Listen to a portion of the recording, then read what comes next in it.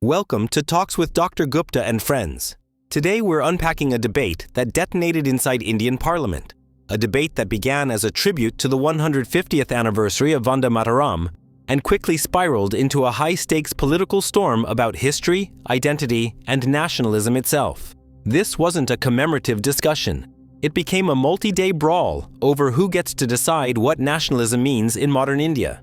The Prime Minister delivered a nearly one-hour speech that used the phrase Vande Mataram 121 times. He mentioned Nehru 7 times and Congress 13 times. But what stood out was not what he said, but what he did not say. There was not a single reference to the Yan Sangh or RSS, organizations central to the ruling party's ideological lineage. That omission triggered the opposition's counterattack. They argued, this narrative is targeted, selective, and political. So to make sense of all this, we have to rewind. 1875. Bankim Chandra Chattopadhyay pens Vande Mataram. 1882. It appears in Anandamath. Originally, it was a nature-soaked devotional poem. The motherland is portrayed as a goddess, lush, fertile, graceful, powerful, brimming with knowledge and strength. It wasn't written for all of India.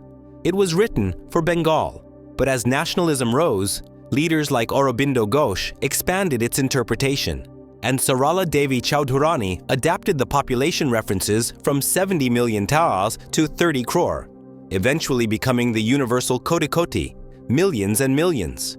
A regional poem became a national symbol. Vande Mataram cannot be separated from its fictional home. Anandamath, the novel, portrays Muslims as internal enemies. Villages burned, labeled foreigners.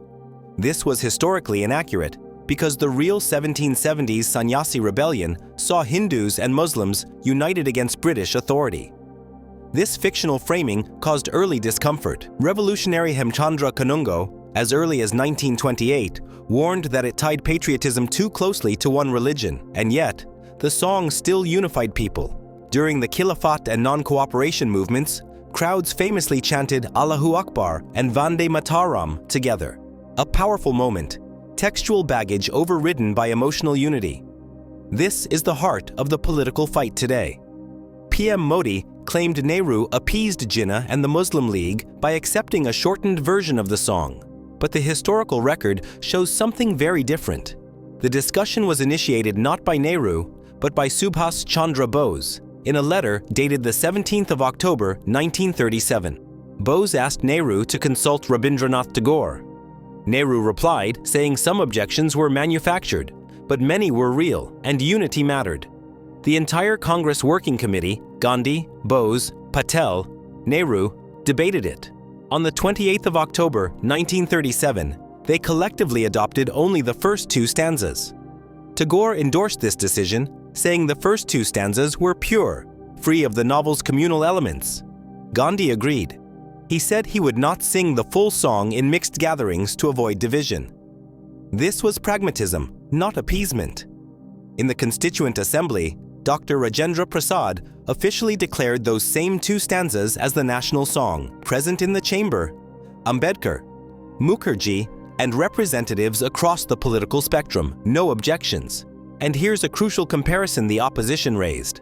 Our national anthem, Jana Gana Mana, is also only 1 stanza of a longer poem.